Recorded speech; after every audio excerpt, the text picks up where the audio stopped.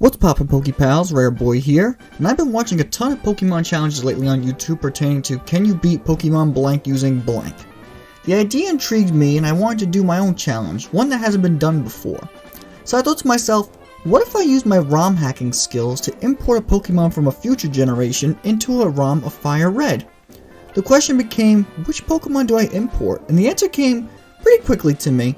That answer was Wishiwashi. Wishiwashi is notoriously known for having one of the lowest base stats total of all Pokemon, alongside Sunkern, making for the hardest and hopefully most entertaining challenge. I say hopefully because I'm writing this part of the script before I even started playing the ROM. The first thing I needed to do was import a 2D sprite of Wishiwashi, which I found off of Google, and replace a pre-existing Pokemon in the ROM with the sprite. For anyone who's ever hacked a ROM before, you know that the imported sprite needs to have a similar color scheme of an existing Pokemon in the ROM. For Wishiwashi's case, I decided to import over the sprite of a Taillow, as their color schemes are somewhat similar. At least in 2D they are. The other reason I chose Taillow was that it's not a Pokemon you normally encounter during a normal playthrough of Fire Red, so I don't run the risk of running into a wild or trainer-owned Wishiwashi, making for a more authentic experience. The next thing I had to do was edit Taillow's internal data to become Wishiwashi's, changing its name, type, base stats, level up moves, which will also be limited since this is Generation 3 and not Wishiwashi's debut Generation 7, experience growth, and finally TM and HM compatibility. Now for any long-time Pokemon fan, you're probably thinking, well, what about Wishiwashi's ability Schooling, which transforms into a slower, more powerful version of itself when it's above 25% of its maximum HP. I thought about this for a bit and wondered if I should replace the ability or remove it completely to really drive this challenge home. I thought about Swift Swim, Turret, and some other fitting abilities, but I ultimately scrapped the idea and gave it no ability, so I can do the entire run in its solo form without any added benefits. With everything set into motion, it was time to find out if it's really possible to beat Pokemon Fire Red using only one Wishiwashi. The rules for this challenge are simple. I'm only allowed to use Wishiwashi in battle. I am allowed to catch other Pokemon to use for HMs, but they cannot assist Wishiwashi in any way. I cannot use items in battle, aside from held items such as, leftovers, but other than that, I can't use X items, potions, or status healing items while in battle. Healing Wishiwashi outside of battle is allowed with the use of medicine and status healers. And finally, no glitches or exploits will be used during this run. It's just a normal playthrough of Fire Red with Wishiwashi. With all that said and done, let's finally jump into some gameplay. I begin the game as normal, getting halted by Professor Oak, who then takes me to his lab so I can grab my starter Pokemon. For this run, I replaced Squirtle with Wishiwashi and named him Fry, after Philip J. Fry, the protagonist of my favorite TV show, Futurama, who loves anchovy pizza and Wishiwashi looks like an anchovy. My rival chooses Bulbasaur, giving him the superior type and thus adding even more of a challenge. I take a look at my starter only to find he has a gentle nature, which means better special defense but less physical defense.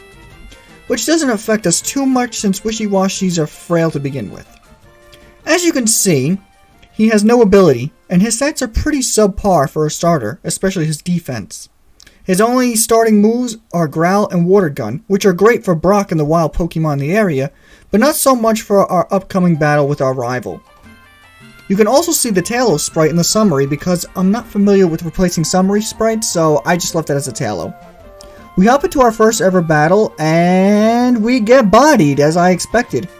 With our first loss, I make my way to Brock since I already have Water Gun. On my way to Brock, however, I encountered a problem. A level 9 Weedle. See, the last trainer in Viridian Forest has a level 9 Weedle, which can easily poison us with Poison Sting, and Fry can't seem to deal enough damage to take it out, despite also being at level 9. We got very close though, so I'm sure on my next attempt I could take him out. I leveled up 3 levels to be safe, and took him on again at level 12. This attempt went much smoother as we didn't get poisoned, we dealt a lot more damage, and Weedle just refused to attack us after the initial Poison Sting, instead lowering our speed with string shots. We take them out and proceed to Pewter City to take on our first gym. I decide to take on the trainer in Brock's gym for some extra experience points. Everything is going swell now, but I know the next 3 gyms are going to be difficult with Fry because of his typing and base stats, so every battle and level gained counts this early on. The trainer's Geodude was a complete pushover as you'd expect, and Sandshrew didn't even attack us, going down with only 2 water guns. We level up and take on Brock at level 13. We take out Brock's Geodude with 1 water gun, and out came Onix. I was surprised Onix outsped us considering Fry's speed is his best stat, and we also got all those EVs from Pidgeys and Rattatas. Onix missed his first tackle though, and we nailed him with the water gun, giving us an easy victory and obtaining our first gym badge. We get the TM for Rock Tomb, which is useless to us, and we make our way to Mount Moon. Everything was going fine, battling and taking down several trainers for experience until we got to this rocket member in Mount Moon. Despite making it to level 20, Fry still can't take out opponents in 1 hit, nor can he take a hit. The rocket's Rattata opens up with a quick attack, dealing about a third of our health. Mind you, this Rattata is 7 levels below ours. We managed to crit the Rattata in return and take it out in 1 hit. But then came Zubat, who lost about half of its health to a water gun, only to confuse us with Supersonic right afterwards. Fry continues to hit himself in his confusion, and Zubat takes us out. It's instances like this that make this challenge difficult because one status can completely cripple Fry, and he doesn't deal a lot of damage to begin with. A few levels later, at level 23, we take this rocket on again, and this time we don't get hit by a quick attack. We got another crit on the Rattata though and took it out in 1 hit, which I think mattered. Zubat came out and didn't go for Supersonic this time, so we took it out in 2 hits. Even at 3 levels higher, you can see we aren't doing a significant amount of damage, which I notice is a problem with Fry. You don't start seeing results until about 5 levels later. The next Grimer wasn't much of an issue aside from disabling our water gun, forcing us to use Feint Attack. His Voltorb and Coughing were no issue and went down to 2 hits each respectively. I then picked up the Dome Fossil and headed for Misty's gym. With Feint Attack, I was sure I could take out Starmie without any issues. After taking out both of Misty's trainers, I decided to take her on at level 24. I unfortunately forgot Staryu is not part Psychic, and so Feint Attack was dealing an underwhelming amount of damage. He only used Hard in the first 2 turns, which allowed us to get 2 free hits in before it landed a Water Pulse, which dealt about a fifth of our health. Thankfully, we didn't get confused and landed our 3rd hit. It was at this point Misty decided to heal Staryu, and that's when I was iffy about the outcome of this match. Fry was a champ though and landed a crit the turn that she healed, bringing Staryu back down to about half health. Staryu landed 2 more Water Pulses on us, one of which was a crit, before we finally took it down with about a quarter of our health left. We leveled up upon taking out Staryu to level 25, but just look at our abysmal stats. This is a common trope with Fry, as I mentioned before. Every level up yields 1 or no stat gains, meaning 1 level makes hardly any difference. Our HP and speed are great, but those are the only 2 stats worth mentioning. Fry wanted to learn Takedown at this level, and I had no hesitation of replacing Helping Hand with it. This is Fry's first physical attack since Feint Attack is special in Gen 3. Starmie came out and immediately finished the match with the Water Pulse before we could even get an attack in. Well, Misty's a bust right now, so let's see how our battle with our rival goes. Our rival starts off with Pidgeotto, who doesn't outspeed us, but by the looks of it, we need about 4 water guns to take it down. Water gun is probably our best move at this point because it's the only move we get the same type attack bonus, or stab for short. Pidgeotto then went for Sand Attack, lowering our accuracy, and to avoid any misses, I opted to go for Feint Attack as that move never misses. Surprisingly, Feint Attack deals about the same amount of damage as Water Gun. Pidgeotto retaliates with a Gust, which deals decent amount of damage to us, but not enough to have me worried.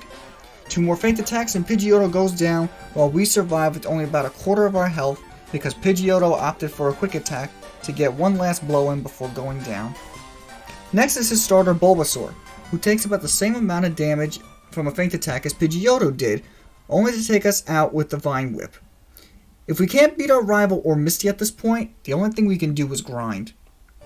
Here's some footage from my grinding montage, and as you can see, the wild Pokemon here are all very low leveled, thus yielding low experience.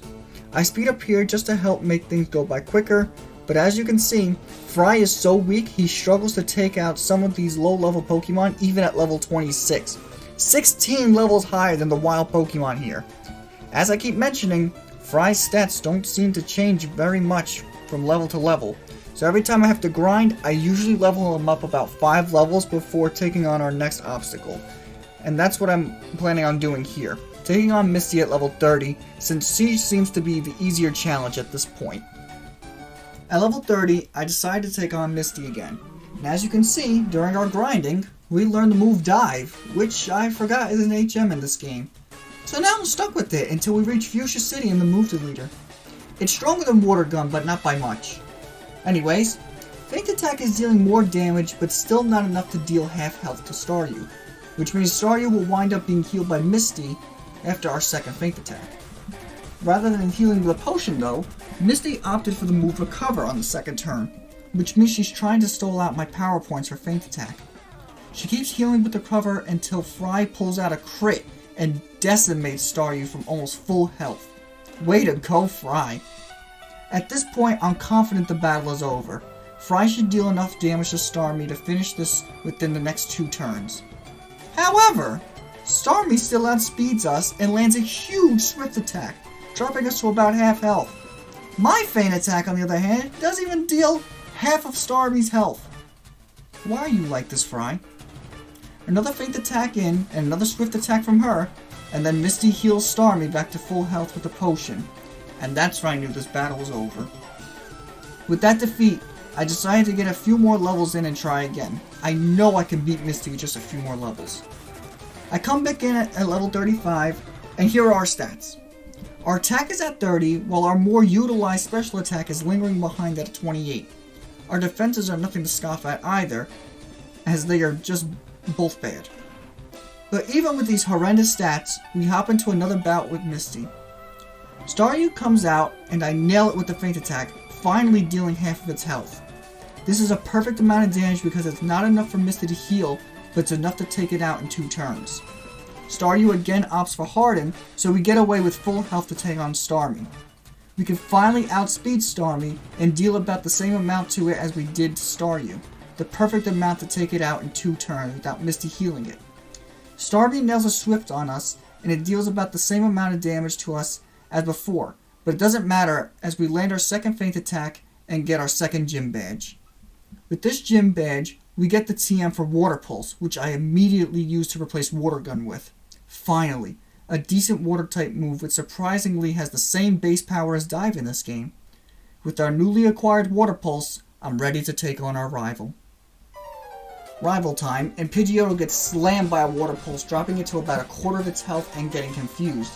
It breaks with the confusion and hits us with a Sand Attack, which forces me to go for Feint Attack next turn, taking him out. Bulbasaur comes in, and Feint Attack still can't deal half damage to it. He lands a Poison Powder, putting Fry on a timer. A second Feint Attack puts Bulbasaur just above the red as he lands a Leech Seed. This battle's over. Another Feint Attack puts Bulbasaur in the red, which powers up his Vine Whip and obliterates us. To add salt to the injury, it was a crit. Well, I guess we'll come back at a later level. I try again at level 40, as Pidgeotto leads off with a quick attack dealing 10 damage to us. I retaliate with Water Pulse, which leaves Pidgeotto with what looks like 1 HP. I go for Feint Attack for some odd reason, but I'm glad I did, because our rival actually swapped Pidgeotto for Bulbasaur. I didn't think the AI was smart enough to do this early on in the game, but he did. So not only did Bulbasaur get hit by a Feint Attack, but he got slammed by a crit and goes down in 1 hit. I couldn't have asked for a better scenario. Gotta love Pokemon moments like these. Pidgeotto comes back in and gets taken out by a Feint Attack as Rattata comes in and goes for a Quick Attack before getting dropped by a Water Pulse. Last is Abra, who only knows Teleport, and it gets O-code by a Feint Attack. Well, that went swimmingly. Get it? Because Fry's a fit. After clearing out all the trainers on Nugget Bridge, the subsequent routes, and the SSM, it's time for yet another rival fight. As you can see, Fry is now at level 46. A bit of an overkill for a solo Pokemon run, but Fry needs all the levels he can get. His stats are still abysmal, especially his defenses. He deals damage equivalent to a Pokemon level 25, and he still takes hits as if he were level 10, especially physical attacks. I blame the gentle nature. As you can see, we replaced Takedown with Double Edge along the way, a move he learned naturally through level up. We take Recoil, but it hits like a truck. and sometimes even deals more than Water Pulse. With all that said, let's see how we fare against our rival. Fry still can't take Pidgeotto out in one hit, despite being 9 levels higher than the last time we fought our rival, and Pidgeotto's only 2 levels higher since the last time. Pidgeotto hits us with a weak tackle, and we opt for Feint Attack in case he decides to switch for Ivysaur like he did last time. Pidgeotto goes down, and next up is Ivysaur, who gets annihilated by a Double Edge. Fry's starting to show some potential with that move. We take a little recoil as Raticate gets O-Code by Water Pulse. Kadabra comes out, and I go for Double Edge since I know it's frail defensively, and he gets O-Code as well, giving us an easy first try victory for once. I pick up the HM for Cut from the captain, and I make my way to Lieutenant Surge. Lieutenant Surge and Erika are both obstacles that I know are going to hold me back in this challenge, but I go into Lieutenant Surge optimistically. At level 47, my stats are still subpar, and we know the same with moves, so let's just hop right into it. And actually, this battle went surprisingly well. Voltorb comes out, and I was expecting to be outsped, considering, well, it's a Voltorb. But no, Fry actually outspeeds and one-shots the Voltorb. Okay. Pikachu comes out, and he too suffers the same fate, outsped and one-shot. Surely Raichu is not this easy. Lieutenant Surge sends out Raichu, and here we go. My cheeks clench, as I expect a Shockwave. But he paralyzes us with Thunder Wave? Okay. So, we hit him for Water Pulse, and we deal about half damage. Expecting the Shockwave now, I clench the cheeks again, but instead he goes for Evasion? Now he's just toying with me. Fry, like the champion that he is, smirks at Lieutenant Surge and trolls him back, bypassing both the Paralysis and the Evasion, and taking out the Raichu with the crit. I am so happy we got through that in one try. With Lieutenant Surge out of the way, we make our way to Rock Tunnel. After breezing through Rock Tunnel, I head immediately for the Rocket Hideout to take on Giovanni.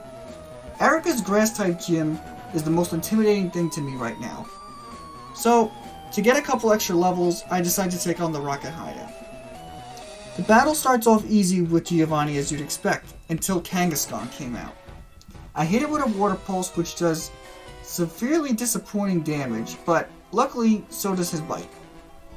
I try for Double Edge next since Fry's attack is much better than a special, and it does great damage getting Kanga down to about a quarter of its health. She thankfully just Tail Whips, and I finish with another Double Edge. If she went for Mega Punch, this match would have been way too close to call. I collect the Silph Scope from Giovanni and head back to Lavender Town to take on our rival. Back at Lavender, our battle against our rival is not going well. Fry's Water Pulse still can't take Pidgeotto out in one hit, despite being almost 30 levels higher. We then get blasted with Sand Attack, forcing me to go for Feint Attack. Ivysaur comes out and acts as I expected, and I go for Double Edge, but it fails to KO this time around, leaving him at what looks like 2 health. He doesn't attack us, but he poisons us instead, which puts us on timer. I take out Ivysaur with Feint Attack, and the real problem arrives. Gyarados. See, Gyarados has Intimidate, which lowers our already weak attack stat upon entry. On top of that, Gyarados has pretty good special defense, meaning he could eat up our Feint Attacks. We barely survive a Thrash at 3 HP, but the match is already over thanks to Poison. The only other option we have at this point in the game is to go against Erika, but I can't see us winning. So, I guess it's time to grind again. I decide to grind on the trainers I haven't fought yet since they'll yield the most experience, but as you'll see from the footage, Fry takes so much damage from such lower level Pokemon and he can't deal much back. This is another common issue Fry has. He gets worn down very easily. If a trainer has more than 2 Pokemon, Fry struggles to get a victory. The next best thing I could do for him is to get the TM for Ice Beam. This will help against our rivals Ivysaur and Erika's Gym. After converting all of the money I have into coins, I come just shy of being able to purchase the TM. I also want to get the TM for Iron Tail for future sessions, but one move at a time. For now, it's time for me to gamble my life away. For about 5 minutes, because that's about how long it took me to get 4 jackpots, which was more than enough I needed to get the TM I wanted. I thought about which move to replace with Ice Beam, and I ultimately decided on Water Pulse. I still have Dive, and I won't be using it too much between now and when we replace it with Surf and Fuchsia. Okay, with our new Ice Beam, let's take on Erika's Gym. After cleanly sweeping through Erica's girls with Ice Beam, I was confident I could sweep her as well. The battle goes in my favor at first, taking out Victory Bell and Tangela, but Vileplume is a different story. Our Ice Beam is just shy of a one-hit KO, and she likes to heal her Vileplume. She then paralyzes us with Stun Spore, and we get the worst paralysis luck. I tried going for a feint attack, which should bring it to KO range with Ice Beam, but I just can't get the hit off due to paralysis. She uses Giga Drain, which deals just about half of Fry's health. A second Giga Drain takes us down to 10 HP, and I try for a desperate crit with Ice Beam, but I don't get it. She takes us down the next turn, and the battle ends. I think if I use my moves in the right order, I can beat her without leveling up. Let's run that back. On my second attempt, Vileplume comes out, and I try my strategy again, a feint attack and then Ice Beam. Feint attack lands this time, but it deals a lot less than I was expecting. So little in fact that Giga Drain brought her right back to full health. She also had the audacity to paralyze me again, making me unable to move. A second Giga Drain, I'm down to 8 HP. I attempt to go for the crit Ice Beam again, but I don't get it again. Well, you know what they say, third time's the charm. And they're right, because the very next battle, we took out Vileplume. I tested to see how much a Double Edge would do, and to my surprise, it did almost as much as Ice Beam, and she missed the Stun Spore. She healed the next turn, but my Ice Beam brought her right back to red health. We outsped next turn thanks to her not paralyzing us, and we took out the Vileplume with another Ice Beam. With Erika defeated, I try my luck again in Lavender Town. We finally take the Pidgeotto out in one hit thanks to Ice Beam. Ivysaur comes out and he also gets OHKO'd by Ice Beam. This is looking promising. I can't celebrate for too long though as Gyarados comes out intimidating us. Just for the hell of it, I try Ice Beam on Gyarados since it's part flying type and it deals almost half damage to it. He retaliates with a Thrash which did underwhelming damage to us and we take him out next turn with the Double Edge. Next out is Growlithe, another Intimidate user. Between him and Gyarados, our later rival battles are going to be even more challenging with all those stat drops. I go for Dive, which is special in Gen 3, thankfully, and knock it out in one hit. Last is Kadabra, who thankfully goes down to one Double Edge. I didn't think I'd take him out in one hit after all those stat drops, but we did, and we're able to progress with the story. After finishing the Pokemon Tower and going through Cycling Road, I head straight for the Safari Zone to get Surf and replace Dive, thanks to the move deleter. This will be our strongest stab move aside from Hydro Pump, but I opt to go for Surf for accuracy and power points reasons. With our newly acquired Surf, let's try to take out Koga. The battle with Koga starts off good, OHKO and Koffing with Surf, but Muck is a different beast altogether. Our Surf just doesn't do enough damage, dealing only about half health to Muck. We then get slammed by a Sludge, doing about half of our health. We get a second Surf on him, but then he sets up a Minimize. Thankfully we pass through the evasion and land a final Surf on Muck, washing him away. The second Koffing gets OHKO'd, and the last one out is Weezing. Just like Muck, our Surf is just not dealing enough damage, and Weezing's Sludge takes us out, which means he deals more damage than Muck. I don't see us beating Koga anytime soon, so let's head to Sylph Tower and take out all the rockets for experience. After clearing out all the rockets at Sylph, I try my luck at our rival, and I have the best luck in my Pokemon career. Pidgeot goes down to a crit Ice Beam, and Venusaur comes out. I land an Ice Beam on him, and then Venusaur gets frozen! He stays frozen, and we are able to take him out without even taking a single hit from him. This battle is do or die. If I fail now, there's no way I'm getting this lucky again. Gyarados comes out, and Ice Beam isn't dealing enough, as we get critted by Gyarados' bite, dealing about half damage to us. The second Ice Beam gets him to almost red, as he blasts us with Dragon Rage, bringing us down to 59 health. At this point, I'm losing hope in this match. I decide to go for Double Edge, and I crit, taking out Gyarados. Not sure if it mattered, but I'm glad he's down. Growlithe comes out, and he gets OHKO'd with a crit Surf that I don't think mattered. Last up is Alakazam. If he even breathes on me, this match is over. I cross my fingers as I land a Double Edge. Alakazam survives, thanks to those two Intimidates, and then Alakazam goes for Future Sight? Oh, thank God. I go for another Double Edge and don't go down to the recoil, winning the battle with only 15 HP. This was the luckiest moment in my entire Pokemon career between the crits, the freeze, and the bad AI. Feeling cocky after that win, I heal up and go straight for Giovanni. This battle didn't go as well. Fry can't take out Nidorino in one hit, but we luckily get away untouched as his Fury attack misses. Nidoqueen takes even less damage from Surf despite being weak to it, as her double kick deals a lot back to us. Kangaskhan comes out guns blazing with a fake out that deals way too much damage, leaving us with only 34 HP. Our Surf deals just about half back to Kanga as she takes us out with an overkill of a Mega Punch. But let's try Koga again. Before battling Koga again, I pick up the Mystic Water to power up our Surf, but the results are the same as our first attempt. Despite gaining a few levels and having the Mystic Water, Muck still takes about the same amount of damage as before. He minimizes, causing us to miss, and his Sludge deals massive damage and poisons us. Well, this match is over. Let's try Giovanni again with the Mystic Water. After clearing out every last NPC available, we go for our second try at Giovanni, and our Surf deals more damage to Nidorino but is still shy of KOing. He lands a Horn attack dealing a small amount of damage, but we finish him off and prepare for Nidoqueen. We land a crit on the Queen and she goes down in one hit. Now it's time for Kanga. She thankfully doesn't lead with Fake Out this time, and we are able to land a Surf for half damage, as we hang on from a Mega Punch. We finish Kanga, and Rhyhorn gets taken down with the Surf. This clears the Silph Scope Tower, allowing us to try our luck at Sabrina. Since Psychic types are so physically frail, I predict our Double Edge will take them out with no problems. The battle with Sabrina starts off great, outspeeding and taking out Kadabra and Mr. Mime with Double Edge. Next out is Venomoth, who surprisingly survives a Double Edge but misses a Supersonic. She heals as I go for a Surf and deal about the same amount of damage as the Double Edge. She heals again and I Surf again, bringing us back to the scenario we were in before.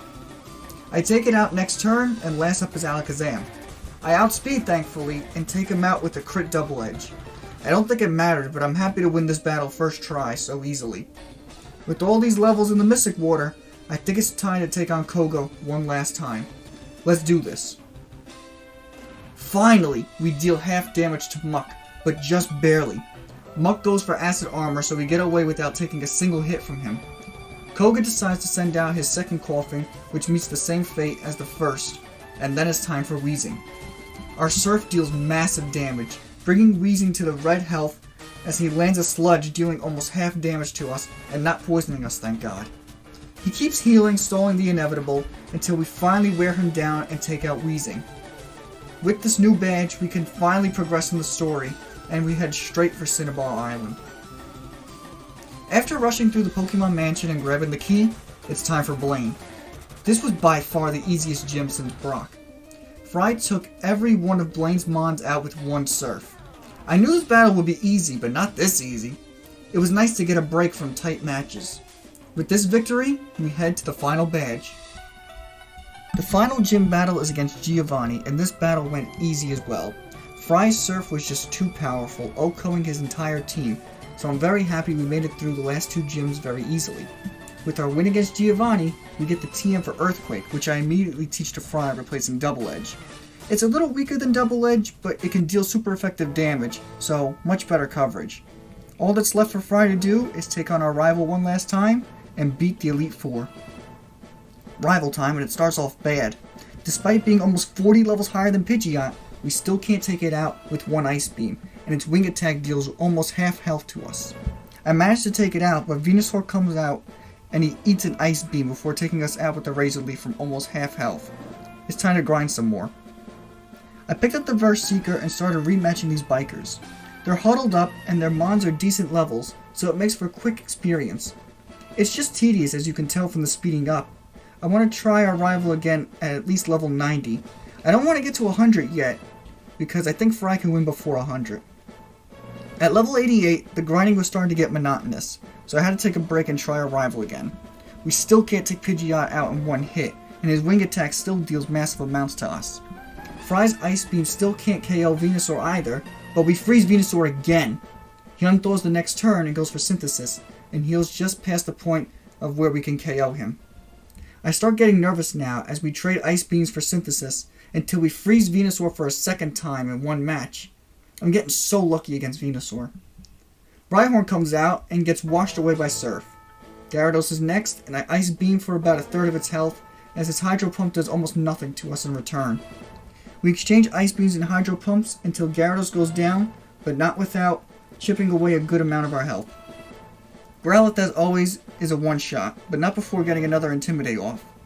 Last is Alakazam, and with these Intimidates, I don't think I can one-shot Alakazam. This looks like the end. As I suspected, Earthquake deals about half health. As Alakazam again goes for Future Sight? My second Earthquake fails to KO Alakazam, and just when I thought I lost, Alakazam goes for yet another Future Sight. My rival just threw the match, and I'm not complaining about it. We take out Alakazam, and it's off to the endgame. After making our way through Victory Road, I decided to just level up Fry to level 100. I figure I probably need it for the end. But look at these stats. These are horrendous. Our HP and speed are only 2 stats above 100.